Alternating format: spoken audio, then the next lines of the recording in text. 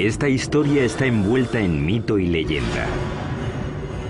Cómo una tribu de nómadas fraguó el imperio más grande de América en solo 200 años. Tuvieron que inventar sistemas de ingeniería que eran extraordinarios para su época. Su civilización compitió con Roma en sofisticación. Los aztecas tenían la mejor tecnología que se podía conseguir, dadas las condiciones en las que vivían. Acueductos, palacios, pirámides y templos se alzaron como tributo a sus dioses y como testimonio de poder para la humanidad. El mayor logro de los aztecas fue su flamante capital, que asombró a los exploradores europeos y la llamaron la Venecia del Nuevo Mundo. La ciudad se extendió reluciendo por los canales y el lago, adornada con árboles y mansiones preciosas. Pero su sed de poder y sangre les condenó a la destrucción. Cuando por fin llegó, la aniquilación sería más rápida y completa de lo que el mundo hubiera imaginado.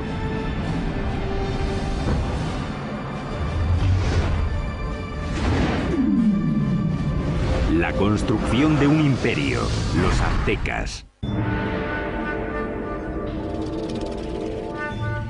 1325 después de Cristo, centro de México, cerca de la Ciudad de México actual.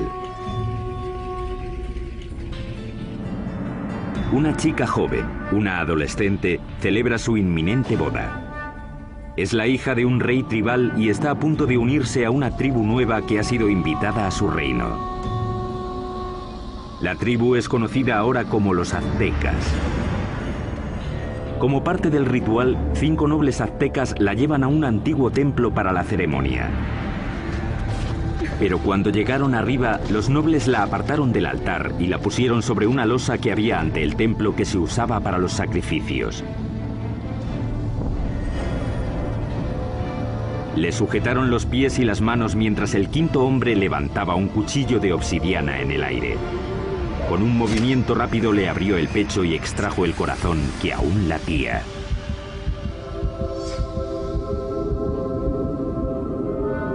Esa tarde invitaron al rey a una ceremonia para celebrar el matrimonio. Sin embargo, encontró a un sacerdote danzando, vestido con la piel aún brillante de su hija. Como parte del ritual, los aztecas la habían desollado en honor al dios de la fertilidad. Vio aquello y se quedó totalmente horrorizado, porque era su hija. Sus guardias y él persiguieron enseguida a los aztecas hasta el lago y luego hasta la isla donde se habían refugiado. La isla pantanosa no era un lugar acogedor. Y aún así, desde allí los aztecas superarían todas sus expectativas y forjarían el imperio más poderoso de las Américas.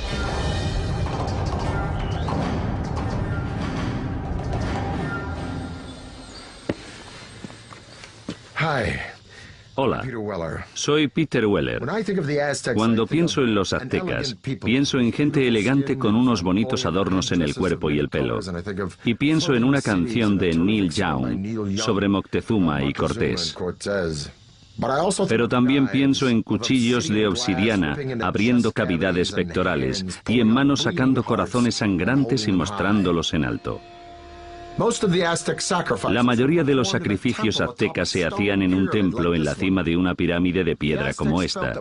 Los aztecas pensaban que sin esas ofrendas el sol dejaría de salir y el universo moriría. La historia azteca es una mezcla de hecho y mito, aunque sí sabemos que ese asesinato, con lo horrible que fue, no solo marcó el comienzo del imperio azteca, sino que literalmente marcó el lugar donde empezaría a surgir. La isla a la que los aztecas fueron desterrados tras el desastroso sacrificio de la princesa estaba en el lago Texcoco, el más grande de 5 lagos interconectados que cubren un valle de 65 por 112 kilómetros. Hoy en día este valle enorme y abierto rebosa lo que es la Ciudad de México moderna, una de las ciudades más grandes del mundo. Pero hace 700 años la isla estaba tan empantanada que nadie la había reclamado. Pero mientras miraban el lago, el líder azteca Tenoch anunció a sus seguidores que había visto un águila posada en un cactus en mitad del lago, una señal de los dioses de que habían encontrado su hogar. Llamarían a su ciudad Tenochtitlán. La vida fue dura para los aztecas los primeros años de Tenochtitlán, pero tenían una visión. La visión de una ciudad poderosa modelada en una ciudad antigua y legendaria a solo 40 kilómetros de allí. Llamaron a esta ciudad Teotihuacán o Ciudad de los Dioses. Teotihuacán fue una de las ciudades más impresionantes de la Mesoamérica precolombina. Era misteriosa. Sabemos poco de ella porque no hay escritos que corroboren lo que ocurría en esa gran ciudad. Ya estaba en ruinas hasta en la época azteca, pero creían que era el hogar de los dioses y el sitio donde nacía literalmente el mismísimo sol. El lugar que los aztecas más veneraban de Teotihuacán era una pirámide que se alzaba por encima de los árboles. Se llamaba la Pirámide del Sol.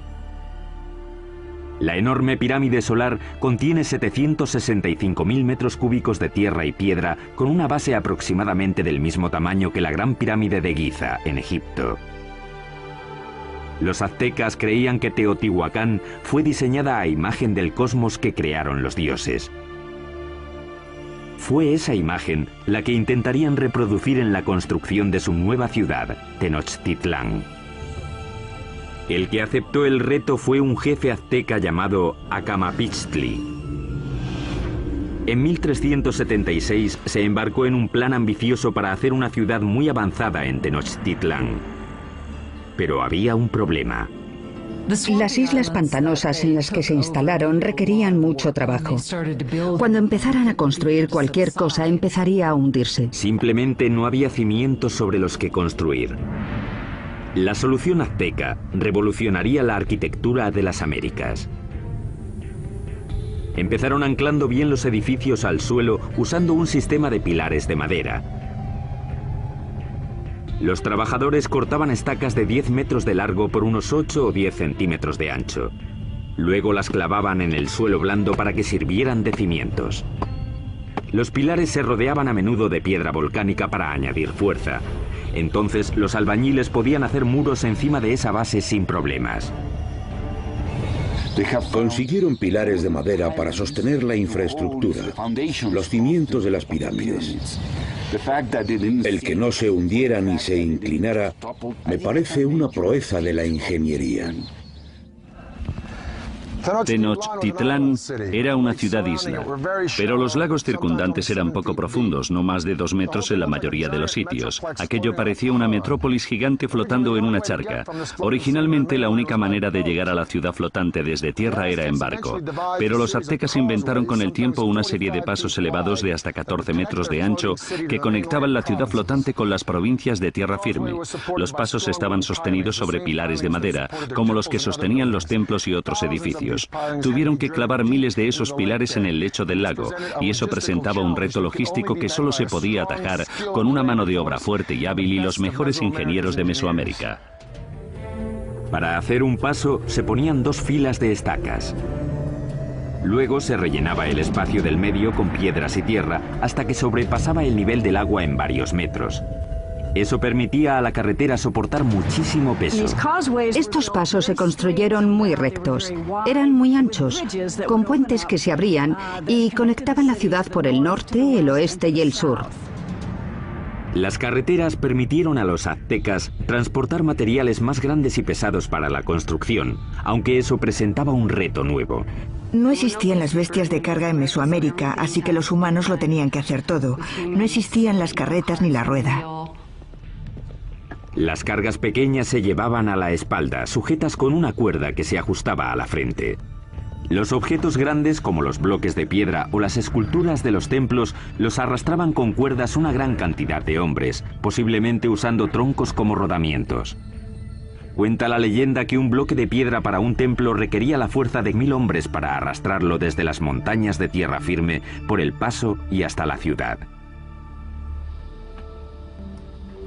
Los pasos también ofrecieron a los aztecas una nueva forma de introducir agua potable en Tenochtitlán.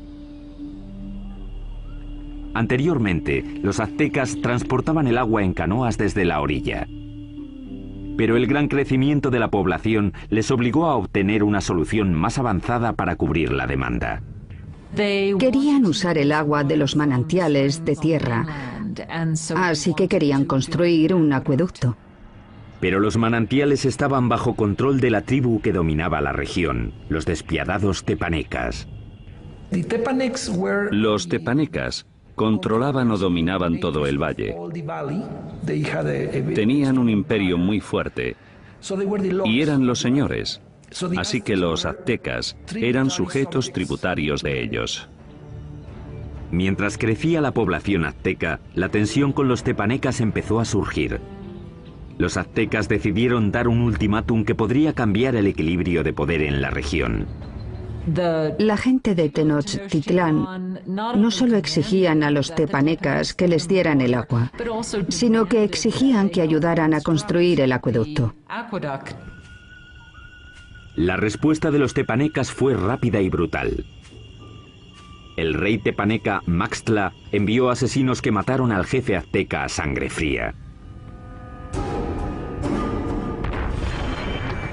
Fue la gota final.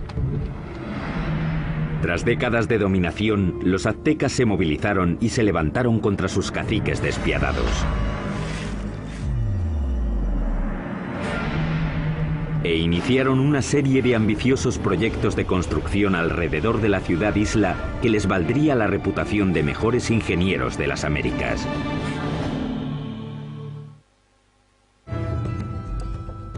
Corría el 1428 y los aztecas habían declarado la guerra a sus caciques, una tribu llamada tepanecas.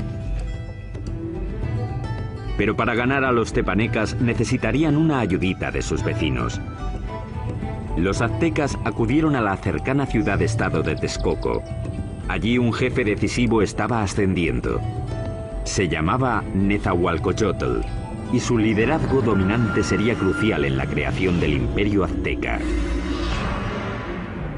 Con Nezahualcóyotl de su parte, los dominados aztecas se lanzaron a la yugular. Lanzaron un ataque total contra la capital tepaneca.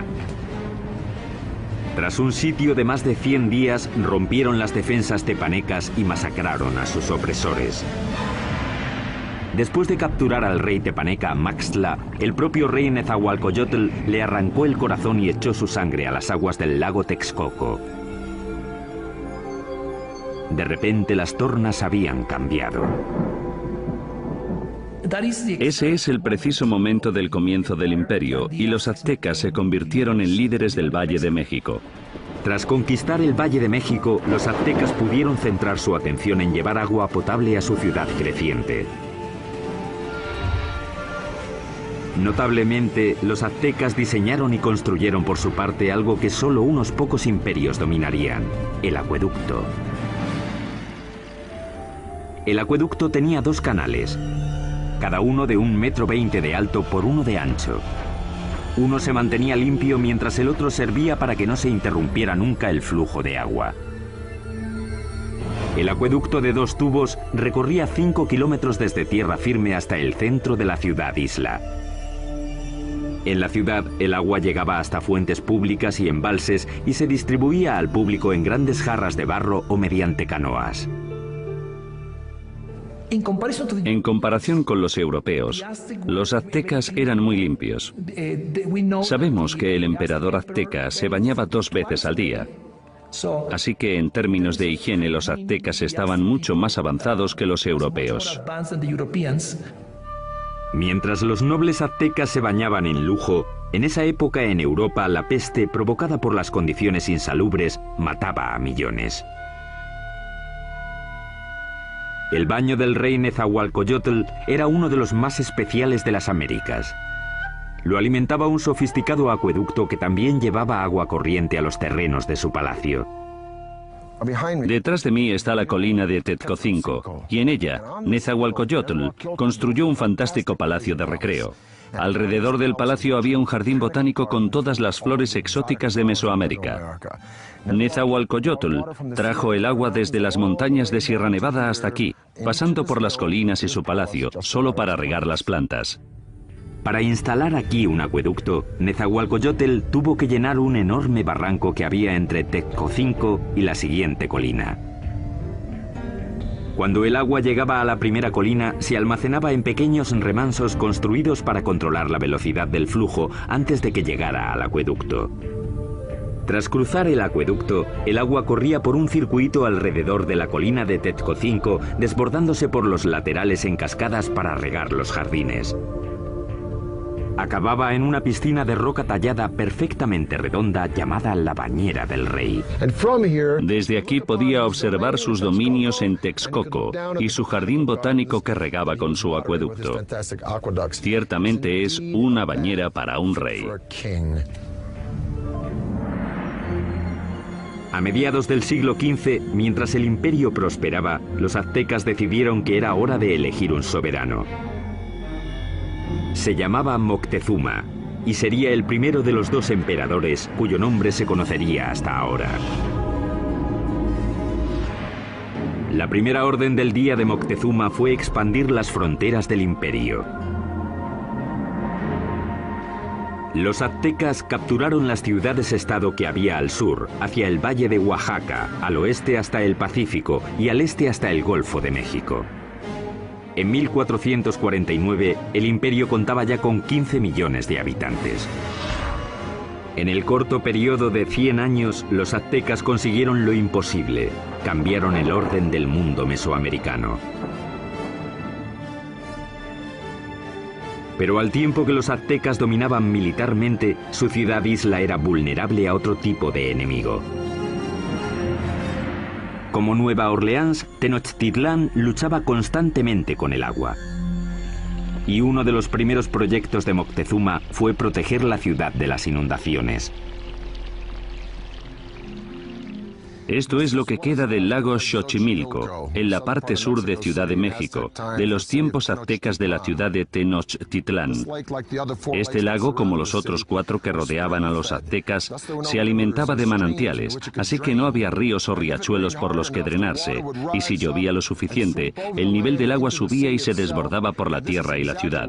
Eso fue exactamente lo que pasó a mediados del siglo XV, cuando una inundación de proporciones catastróficas barrió Tenochtitlán. La ciudad que comandaba el imperio quedó casi destruida, y la civilización azteca tuvo que depender una vez más de la genialidad de sus ingenieros y de uno en particular. Moctezuma apeló a la ayuda de su antiguo aliado Nezahualcóyotl para proteger la ciudad que estaba reconstruyendo en el lago. Nezahualcóyotl diseñó algo que le convertiría en el mejor ingeniero del continente. Su plan era crear una zona de seguridad alrededor de la ciudad con un enorme dique que protegería Tenochtitlán y a sus habitantes. Fue diseñado para ser mayor que ninguna otra obra que hubiera en las Américas en ese momento, con una longitud de 16 kilómetros al este de la ciudad desde el extremo sur del lago y hasta el norte. Los muros fueron un trabajo de cestería, hechos de palos, juncos, piedras y tierra. Como el lago era poco profundo, el dique solo tenía 3,70 metros de alto, aunque el ancho era de 8 metros.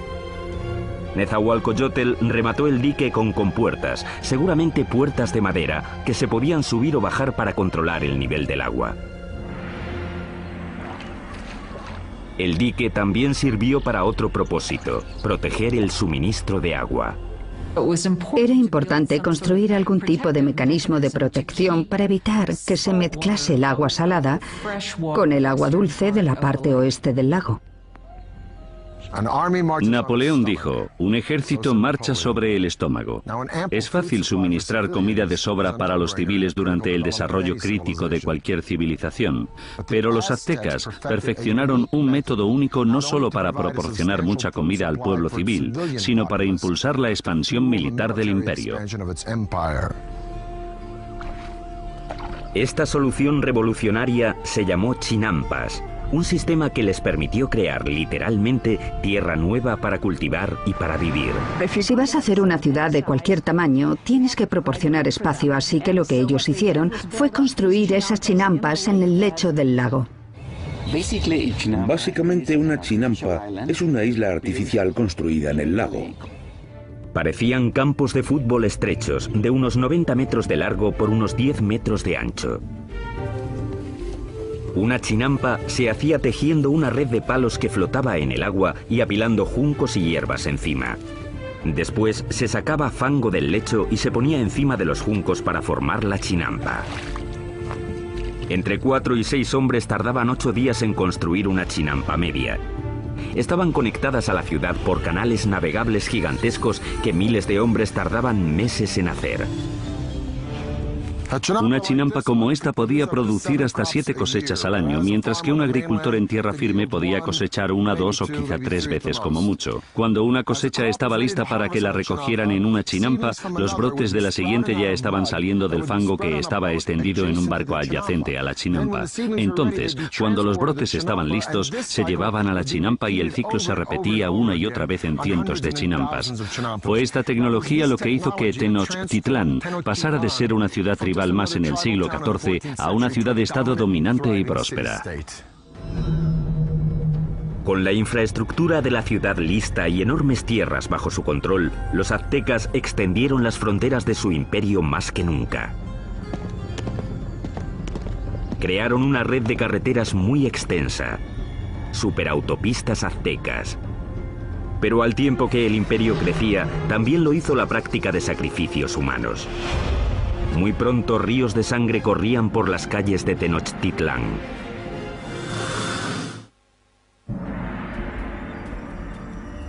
Hoy, Tenochtitlán, la capital del imperio azteca, ha desaparecido, enterrada bajo la actual Ciudad de México. Pero hace 700 años era una capital brillante en ascenso, construida por ingenieros avanzados y liderada por emperadores exuberantes. A finales del siglo XV, la demografía azteca había explotado. Su siguiente gran emperador lanzaría una serie de conquistas que competirían con cualquiera de la historia. Se llamaba Ahuizotl y demostraría que era incluso mejor guerrero que su abuelo, Moctezuma. Para el año 1502, Ahuizotl había conquistado territorios desde la costa pacífica de México y había conseguido que el imperio llegara muy al sur, a Guatemala. Su reinado fue como una edad de oro. Él fue el rey que abrió las rutas de transporte a las zonas costeras y las tierras bajas donde los aztecas tenían sus mayores lujos. Todas las plumas brillantes, el oro, las piedras preciosas que los nobles y soberanos lucían como parte de su estatus, venían de allí. Para transportar riquezas al corazón del imperio, los aztecas construyeron una red de superautopistas que cruzaban México central. Corredores de relevo se apostaban cada 8 kilómetros para crear una especie de UPS antigua. Se podían enviar mensajes o bienes desde la costa del Golfo hasta Tenochtitlán, a 320 kilómetros en solo 24 horas, más rápido que el servicio postal actual. Con el imperio en su esplendor, los aztecas de Ahuizotl se embarcaron en el mayor proyecto de construcción, una enorme pirámide en el mismo centro de Tenochtitlán, el símbolo del poder absoluto. Se la llamó Templo Mayor. La base de la pirámide tenía 75 metros de fondo por 100 metros de ancho y se elevaba a una altura de 15 pisos. Había al menos 117 escalones en 2 escaleras que subían 60 metros y que llevaban a 2 templos en honor a los dioses de la lluvia y de la guerra. El templo se reconstruyó en el mismo lugar 7 veces, comenzando en 1325 con la fundación de la ciudad. La pirámide crecía al tiempo que lo hacía el imperio. Cada piso simplemente se añadía encima del piso anterior. El templo mayor se construyó principalmente con una piedra llamada tezontle, que es volcánica y pesa muy poco. Eso evitaba que el templo se hundiera. Para los suelos y paredes, los aztecas aplicaron un revoque de cal, que era una especie de cemento. Algunos ejemplos encontrados hoy son tan duros como el cemento moderno, incluso después de 500 años. Los albañiles aztecas trabajaron durante décadas para completar su monumento a los dioses. El templo estuvo enterrado hasta 1978, cuando la compañía eléctrica cavó una zanja y descubrió accidentalmente una enorme piedra tallada y las ruinas del templo con ella. El disco tiene 3,5 metros de diámetro, pesa 20 toneladas y representa el cuerpo desmembrado de la diosa Coyolxauhqui. Coyolxauhqui era la diosa de la luna, y su hermano la mató porque se quedó embarazada de una forma vergonzosa. Los aztecas no eran nada mojigatos. De hecho, los nobles tenían muchas mujeres y concubinas. Pero entre el populacho, sobre todo las mujeres, el adulterio estaba prohibido y se castigaba severamente, a menudo con la muerte. Según la leyenda, el hermano de la diosa de la luna le cortó la cabeza y tras decapitarla tiró el cuerpo por una colina. Los aztecas representaban este asesinato literalmente y a menudo en festivales durante todo el año. Decapitaban a sus víctimas en la cima de la pirámide y luego tiraban los cuerpos por las escaleras hasta la gran piedra de abajo. Para los romanos, el tesoro más preciado era el oro. Para los egipcios era el más allá. Para los aztecas era la sangre humana. Creían que tenía que haber reciprocidad con los dioses, así que tenían que agradecer a los dioses dándoles lo más preciado que tenían, que era la sangre humana. Los aztecas la llamaban agua preciosa y creían que si los dioses no la recibían en grandes cantidades, el mundo acabaría en apocalipsis. Adornar los muros interiores de los templos con sangre humana fresca era práctica común. Y el olor tenía que ser horrible. Para dedicar su expansión del gran templo, el emperador Azhuitzotl hizo un sacrificio en masa. Las cabezas de las víctimas se expusieron con orgullo en estantes alrededor del templo. Según las crónicas, dicen que sacrificaron a 20.000 personas. Desde un punto de vista práctico y desde un punto de vista científico, parece imposible. Así que creo que la crónica, que la escribieron fuentes españolas, quería decir que a sus ojos había muchos. Durante el reinado de Azhuitzotl, las sangrías se dispararon. La vida en Tenochtitlán se convirtió en una orgía de muerte. Llevaban tanto a amigos como a enemigos para presenciar los sacrificios. Siempre eran sacrificios rituales, siempre son eventos, pero también eran declaraciones políticas, una forma de intimidación. En el momento de la muerte de Azhuitzotl, los aztecas habían institucionalizado los sacrificios y habían convertido los asesinatos en el campo de batalla en un arte. Eran los guerreros más feroces de América, una élite que tendría un espectacular templo dedicado. Pero ni siquiera ellos estaban preparados para la guerra de los mundos que les iba a caer encima.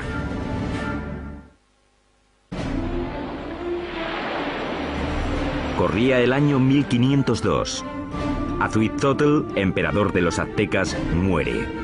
Moctezuma II, un ex sacerdote de 34 años, sube al poder. A un mundo de distancia, en España, un notario de 18 años llamado Hernán Cortés se prepara para cruzar el Atlántico para unirse a la conquista que su país está haciendo del Nuevo Mundo. El imperio azteca está en su cenit. Ahora se extiende por al menos 210.000 kilómetros cuadrados, desde Tenochtitlán hasta las dos costas y muy al sur hasta Guatemala. Unos 25 millones de personas formaban la ley azteca. Había 38 provincias cuyos habitantes pagaban importantes impuestos, enriqueciendo así a los nobles. La ciudad se extendió, reluciendo por los canales y el lago, adornada con árboles y mansiones preciosas. Y Moctezuma II lo presidía todo. Era conocido por sus habilidades políticas y militares. Un líder duro. Mató a la población de las ciudades que no se doblegaban a su mandato. Pero en privado estaba inquieto. Parece ser que Moctezuma era un individuo pasivo, incluso hasta depresivo. Cuenta la leyenda que después de ver un cometa pasando por el cielo de Tenochtitlán, pasó el resto de la noche llorando. Según pasaban las semanas, se volvió cada vez más paranoico. Pero en el culmen de su obsesión por lo sobrenatural, una amenaza muy real se aproximaba por mar. Los espías colocados a lo largo de la costa del Golfo informaron sobre algo muy extraño que no conseguían describir. No habían visto un barco en su vida, así que no tenían una palabra para describirlo. Por eso los indios se refirieron a los barcos como montañas que se mueven por el agua. En 1519, tras navegar desde Cuba, Cortés llegó con 11 de aquellas montañas flotantes y 500 hombres al Golfo de México, 320 kilómetros al sureste de Tenochtitlán. Las tribus quedaron atónitas ante aquellos hombres con armaduras de metal y animales que no conocían. Según avanzaron tierra adentro, masacraron brutalmente a las tribus que se resistieron. Pero muchas otras se alegraron de poder proporcionarles comida y hombres. Una de las formas que uno de los jefes locales de la costa del Golfo utilizó para agradar a Cortés y su compañía fue con un grupo de mujeres que no solo estaban allí para las labores caseras, sino también, claramente, para hacer de cortesanas, para proporcionarles servicios sexuales. Pero entre las concubinas, una en particular llamó la atención de Cortés. Era la hija de un jefe que había sido vendida como esclava y se llamaba la Malinche. Desarrollaron una relación íntima y con el tiempo ella le dio un hijo. Ellos fueron las primeras personas de sangre mezclada del Nuevo Mundo. Pero era mucho más que una amante. Se convirtió en la intérprete de Cortés y su papel se amplió a consejera e intermediaria entre él y los aztecas. No solo era su traductora, también le contaba cosas que se estaban diciendo que se suponía que él no tenía que oír o entender. La red de corredores de relevos de Moctezuma le mantuvo informado de los movimientos de los españoles. Estaba claro que iban hacia la ciudad. Mientras avanzaba hacia Tenochtitlán en el verano de 1519, Cortés amasó un ejército de miles de hombres. El ejército de guerreros de Moctezuma contaba con cientos de miles. Iban vestidos de animales en el campo de batalla para intimidar a sus rivales. Parte de ello era espectáculo. Los guerreros llevaban distintos trajes increíbles. Los guerreros más importantes eran los caballeros, vestidos de jaguares y águilas. Los caballeros aztecas se iniciaban en sus órdenes con ceremonias sagradas en templos especiales como este. Este es el templo Cueva de Malinalco, uno de los 6 templos de esta remota ladera a unas horas al sur de Ciudad de México. Moctezuma lo terminó en el año 1502, poco después de su coronación. En Europa, Miguel Ángel estaba esculpiendo el David de la República de Florencia. Pero mientras Miguel Ángel tallaba el David, los aztecas extraían este templo directamente de la ladera de la montaña. Y es el único templo en todo el hemisferio occidental construido de esta forma. Al final de las escaleras de Coalcali se encuentran las esculturas de dos jaguares. A los lados de las puertas yacen los restos de dos guerreros. La puerta representa la boca abierta de una serpiente gigante. Literalmente se puede ver la lengua saliendo del templo. Los aztecas creían que esta era la entrada al centro de la tierra. Los guerreros privilegiados venían aquí, entraban en la sala con esculturas de águilas, les perforaban la nariz y ofrecían sangre en sacrificio para Huitzilopochtli, el dios de la guerra. Pero esta no sería, ni mucho menos, la última vez que los guerreros aztecas vendrían a dar su sangre. El primer encuentro entre Cortés y Moctezuma sería pacífico. Pero el conquistador sabía que un choque enorme y sangriento entre el viejo mundo y el nuevo mundo tendría lugar pronto. Y la aniquilación que tuvo lugar sería uno de los acontecimientos más aterradores de la historia de las Américas.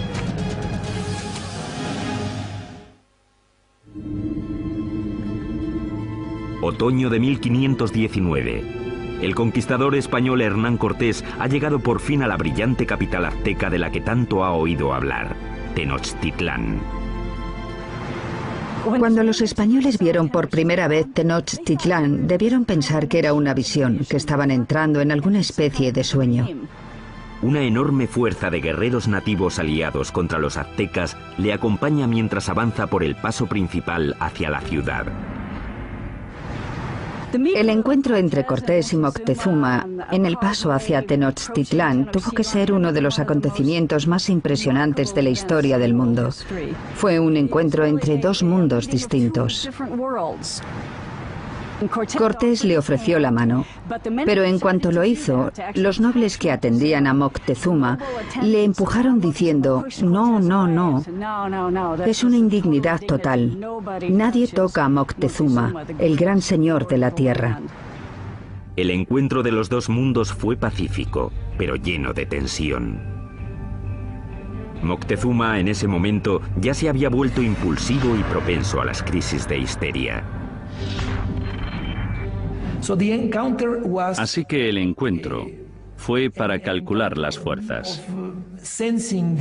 Aunque los aztecas tenían un sistema diplomático y guerrero mucho más inocente comparado con el sistema tan taimado y ladino de los europeos.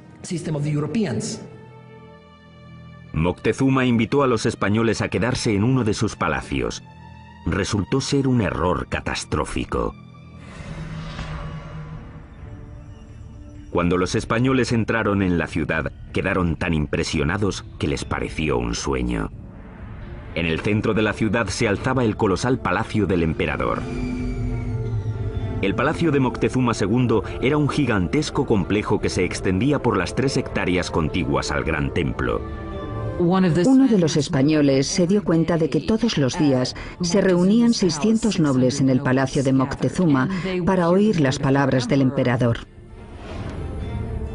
Moctezuma recibió a los españoles en una gran cámara de recepciones que había en la entrada, diseñada para que el emperador pareciera omnipotente. Pero el palacio de Moctezuma sería el último que construirían los aztecas. Cuando no llevaban ni una semana de visita, los españoles fueron a la yugular y secuestraron a Moctezuma. Fue un movimiento atrevido, pero compensó. El imperio parecía suyo. Aunque Moctezuma seguía siendo el líder oficial de la ciudad, durante un tiempo no fue más que el portavoz de Cortés. Durante 6 meses, la tensión dentro de los muros de Tenochtitlán se calmó. Entonces, en la primavera de 1520, todo cambió. Una mañana, unos soldados españoles interrumpieron un sacrificio sagrado y mataron a los participantes. El acto desencadenó un alzamiento. Para los aztecas, los españoles habían cometido un sacrilegio inefable. La ciudad quedó sumida en el caos cuando los aztecas marcharon al palacio de Moctezuma. Moctezuma intentó subir a la cima del palacio, hablar con la gente y calmarlos, pero ya no aguantaron más. Moctezuma se había convertido en la marioneta de los españoles. Una traición tan enorme a los ojos de su pueblo que le lapidaron y tiraron flechas. Poco después tiraron el cuerpo sin vida de Moctezuma por las escaleras del palacio. Nunca sabremos si murió a manos de los españoles o por las heridas que le infligió su propio pueblo.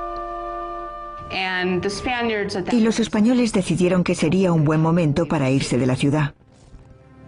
La noche del 30 de junio de 1520, los españoles intentaron escapar aprovechando la oscuridad. Pero no quieren deshacerse de las cosas que han cogido y arrastran el peso de todo lo que quieren llevarse. Fueron presas fáciles para los guerreros aztecas que les atraparon en el paso. Los cuerpos se apilaron rápidamente en el agua. 400 españoles fueron masacrados junto a miles de sus aliados indios. Esa escapada ha llegado a llamarse la Noche Triste. Cortés y unos pocos más consiguieron escapar con vida. Los españoles acabarían destruyendo la brillante ciudad de Tenochtitlán. Empezarían cortando la línea vital de la ciudad, el acueducto. Mientras cientos de miles de personas dentro de los muros de la ciudad estaban sin agua, Cortés creó un bloque alrededor de Tenochtitlán para que no recibieran suministros del exterior. Así que la idea del bloqueo era hacer que se rindiera la ciudad por hambre. Pero los aztecas tenían muchísima resistencia y no sería fácil vencerlos. Y lo que decidieron hacer fue lanzar un ataque por tierra y por mar. Durante siglos, el lago que rodeaba Tenochtitlán había constituido una barrera contra los invasores, pero Cortés encontraría una forma de evitarla.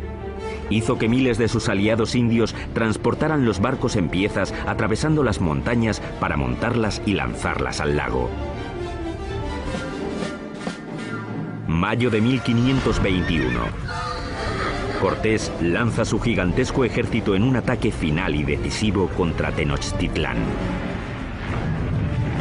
600 españoles, incluyendo 100 caballeros y hasta 50.000 aliados indios, se enfrentaron a los defensores aztecas de la ciudad sobre los pasos.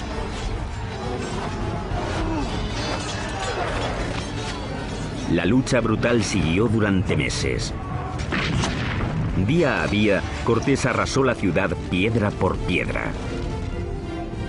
Él y sus aliados indios fueron despiadados en el asesinato sistemático de la población. Fue una batalla muy dura, sobre todo en la ciudad. La última batalla de los aztecas fue en el gran templo de Tlatelolco. Los guerreros se alinearon en las empinadas escaleras y plataformas para tirar flechas y piedras a sus enemigos. Pero fue inútil. El 13 de agosto, el último líder azteca, Cuauhtémoc, fue capturado y se rindió ante Cortés. Y eso solo fue el principio. 20 millones morirían de las enfermedades traídas por los españoles. A finales del siglo XVI se calcula que se había reducido la población nativa en cerca de un 90%. La Ciudad de México moderna se ha construido sobre las ruinas de la una vez majestuosa ciudad de Tenochtitlán. Los españoles la arrasaron durante la construcción de su propia ciudad colonial y hasta usaron piedras del Gran Templo para hacer la catedral que aún se alza al lado de las ruinas del templo. El imperio azteca se esfumó y con él un legado de increíbles logros de la ingeniería. Ha quedado claro, por sus sofisticados sistemas de urbanismo, agricultura y suministro de agua, que los aztecas se alzaron entre los grandes imperios más avanzados del mundo. El templo excavado de Malinalco es uno de los logros aztecas más impresionantes que los españoles no destruyeron. Sitios impresionantes como este obligan a hacer la pregunta: ¿cómo sería México hoy si los españoles no hubieran venido? Soy Peter Weller para el canal Historia.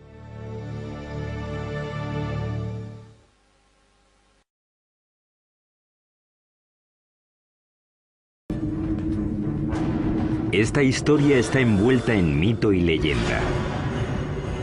Cómo una tribu de nómadas fraguó el imperio más grande de América en solo 200 años. Tuvieron que inventar sistemas de ingeniería que eran extraordinarios para su época. Su civilización compitió con Roma en sofisticación. Los aztecas tenían la mejor tecnología que se podía conseguir, dadas las condiciones en las que vivían. Acueductos, palacios, pirámides y templos se alzaron como tributo a sus dioses y como testimonio de poder para la humanidad.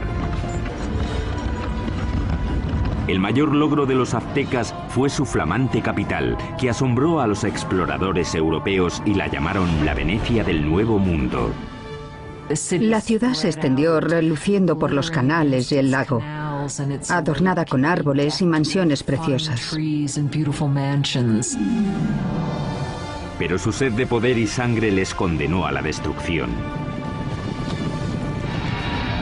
Cuando por fin llegó, la aniquilación sería más rápida y completa de lo que el mundo hubiera imaginado.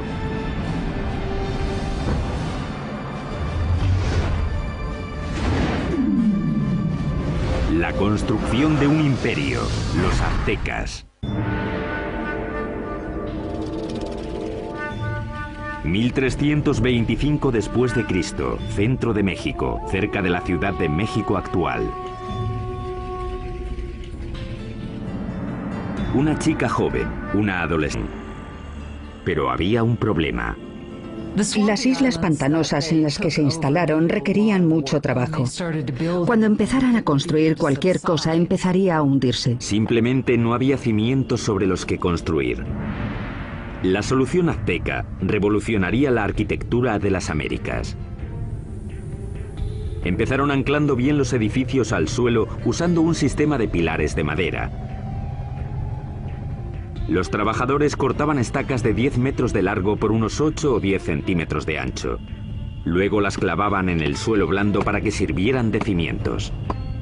Los pilares se rodeaban a menudo de piedra volcánica para añadir fuerza.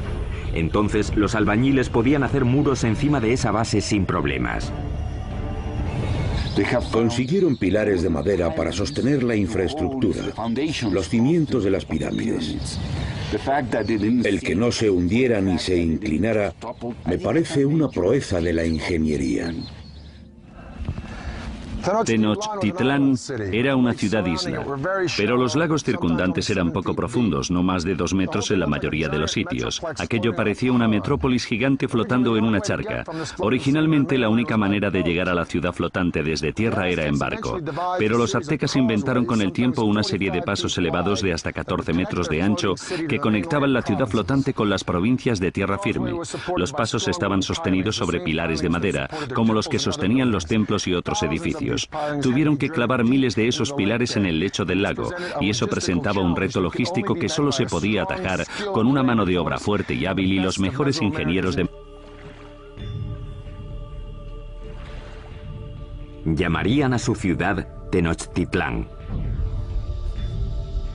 La vida fue dura para los aztecas los primeros años de Tenochtitlán, pero tenían una visión. La visión de una ciudad poderosa modelada en una ciudad antigua y legendaria a solo 40 kilómetros de allí.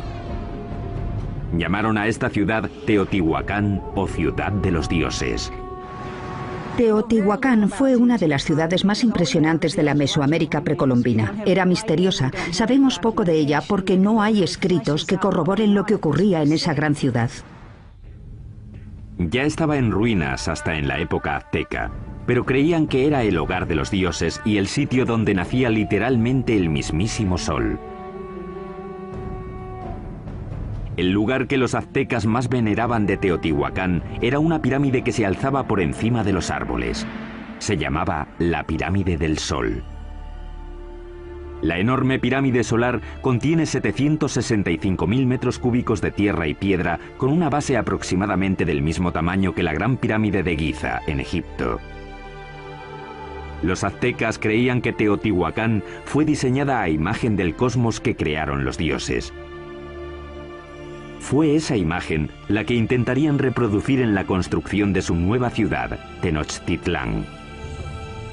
El que aceptó el reto fue un jefe azteca llamado Acamapixtli.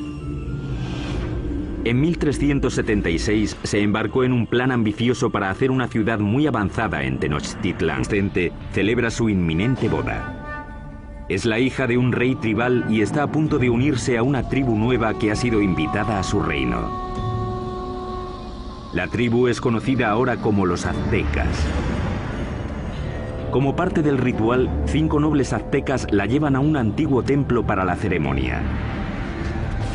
Pero cuando llegaron arriba, los nobles la apartaron del altar y la pusieron sobre una losa que había ante el templo que se usaba para los sacrificios. Le sujetaron los pies y las manos mientras el 5.º hombre levantaba un cuchillo de obsidiana en el aire. Con un movimiento rápido le abrió el pecho y extrajo el corazón, que aún latía.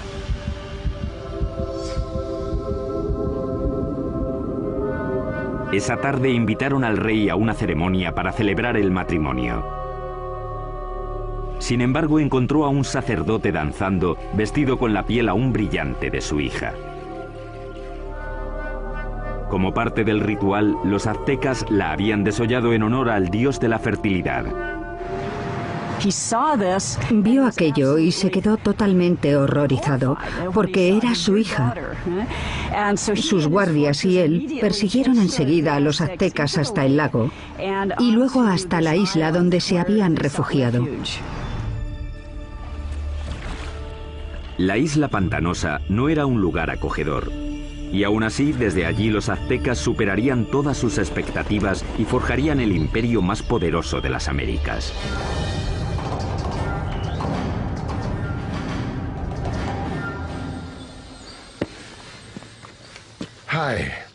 Hola, soy Peter Weller. Cuando pienso en los aztecas, pienso en gente elegante con unos bonitos adornos en el cuerpo y el pelo. Y pienso en una canción de Neil Young sobre Moctezuma y Cortés. Pero también pienso en cuchillos de obsidiana abriendo cavidades pectorales y en manos sacando corazones sangrantes y mostrándolos en alto. La mayoría de los sacrificios aztecas se hacían en un templo en la cima de una pirámide de piedra como esta. Los aztecas pensaban que sin esas ofrendas el sol dejaría de salir y el universo moriría. La historia azteca es una mezcla de hecho y mito, aunque sí sabemos que ese asesinato, con lo horrible que fue, no solo marcó el comienzo del imperio azteca, sino que literalmente marcó el lugar donde empezaría a surgir.